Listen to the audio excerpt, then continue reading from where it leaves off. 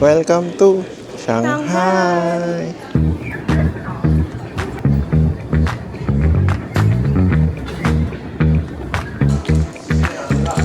Punta kami immigration and mag-fill out kami ng aming arrival card.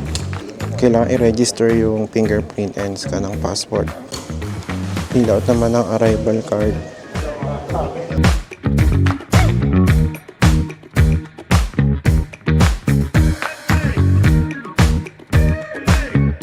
Okay, nakuha na namin yung gamit namin and nakakuha na rin kami ng SIM card. Pinuntahan namin tong Shanghai International Services. Tinulungan nila kami kumuha ng SIM card and ayusin yung aming payment gamit Alipay. Gumagana na yung Gcash and yung Alipay namin. Woo! Sakto kami lumapag ng 12 a.m. And now it's 2 a.m. Hanap na kami ng mga kainan. Pag nakita nyo mayroong Starbucks, ayan, may maraming nag-o-offer. Starbucks sa China.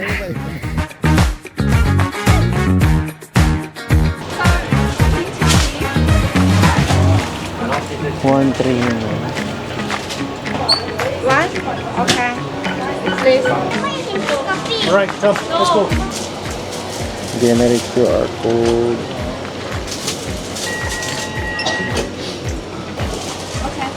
Thank you. Xie. 466. Tuksa na ng days. Ano din, 400 pesos na dalawang sandwich. Uy, medyo makakang pala. Hinahanap namin ngayon yung sakayan.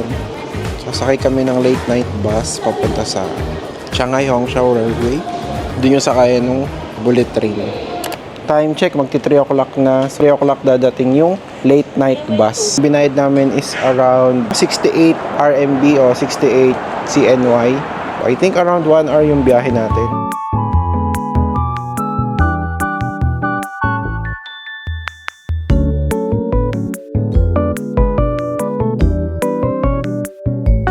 Okay. Wow, laki. Dito kami sa Hongqiao Transportation Hub.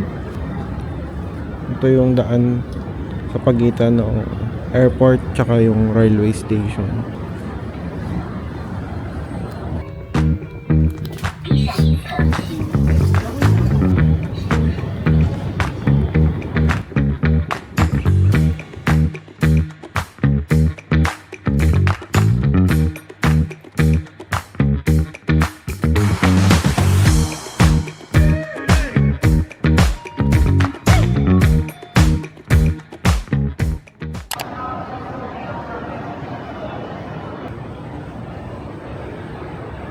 Kakadating lang namin dito sa Shanghai Hongqiao Railway Station. Para siyang airport. Kinakain ko na yung binili ko dun sa isang convenience store. Bumili ako ng quarter leg. Akala ko empanada siya. Sabi ko lang, 2. Eto, this one na yan. Bumili ako niyan, 2. 5 a.m. na. Walang time difference, Manila to China. Siyempre, iba yung gising ka ng 5 a.m. na puyat ka compared to those na transfer from one place to another.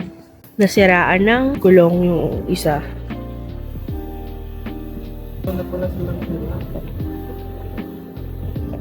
Parang may kutob na ako na hindi siya chicken. Parang di talaga siya chicken, B. China so far is nice. Ganda. Yung dinaanan ng mga bus kanina. So, hindi pa spring. May leaves na. Tapos maganda yung colors. Tapos parang may mga small trees with cherry blossoms. So,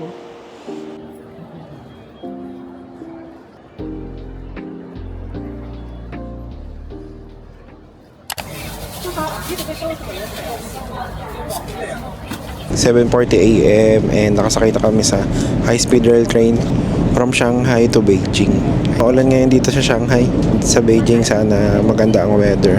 284 kilometers per hour na. Mas malamig tong bullet train dito kaysa sa Japan.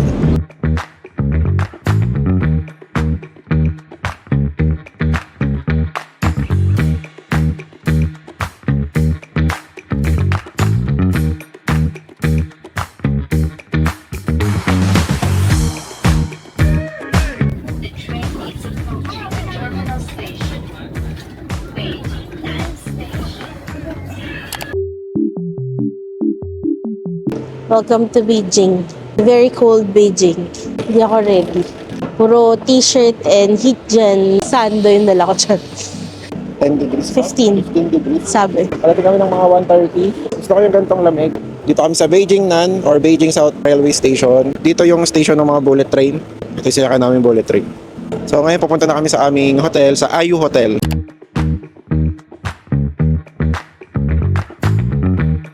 Grabe lamig dito. Sakay kami sa subway para mapunta kami sa hotel. Happy New Year! Na kami sa line 14 sa subway, then tatas pa kami sa line 9. Parang same sa Hong Kong, yung kanilang subway dito. Hindi ko nasa ibang bansa. Grabe, mukhang tourist na dito. After more than 24 hours, nakakita din ng civilization.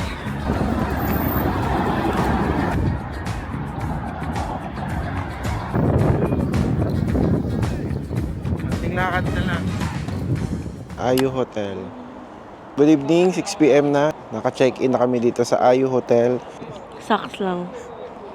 Pantutulugan, pero... Pwede na. Okay na din. Grabe, ang lamig. 11 degrees ngayon dito. Punta kami sa Wang Fujing. Shout out. Ang lamig.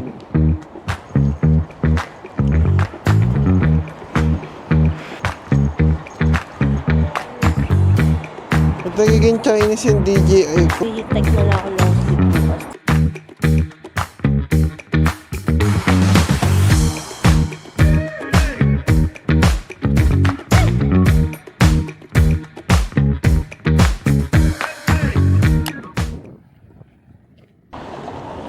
Dito na kami sa Wang Fujing Street Shopping District dito sa Beijing. Woo! Sobrang lamig pa rin ng hangin.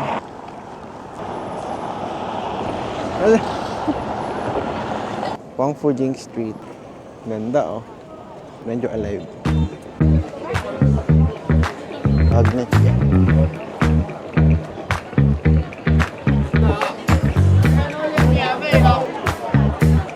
In this good weather. KFC tayo. Tara. First dinner sa Beijing. Parang good for 4 na to. Dahil wala na kami makita ang restaurant at gutom na kami. Nauwi kami sa KFC. Famous? Parang famous egg tart.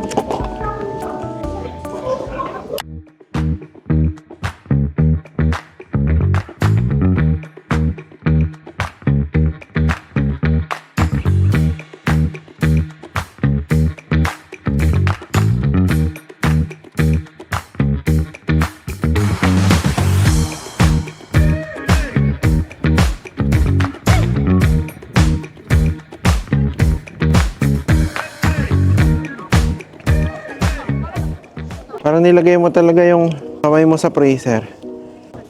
Sugpa o sugpa. Ang liit natin. Pero okay lang.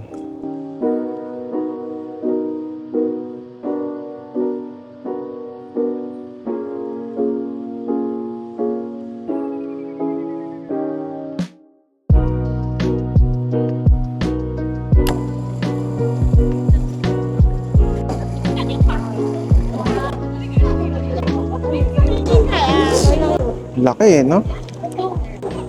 Ha, laki ng Legos. Saya din yung naglalakad-lakad kayo, no? Oo.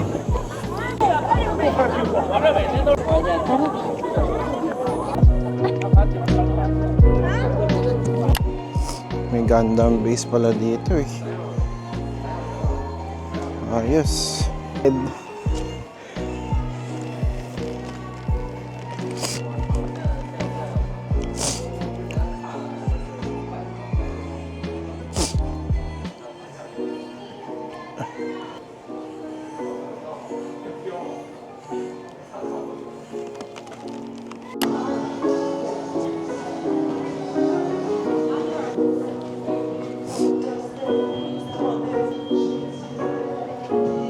Madaming list. Ay, oo nga, mahirap i-assemble. Yung sa Hong Kong natin.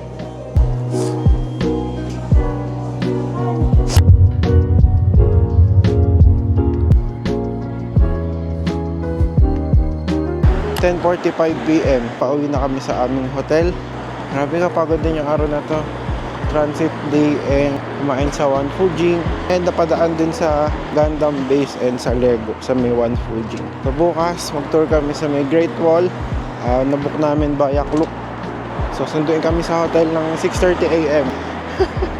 End ko muna yung day na to. Thank you guys.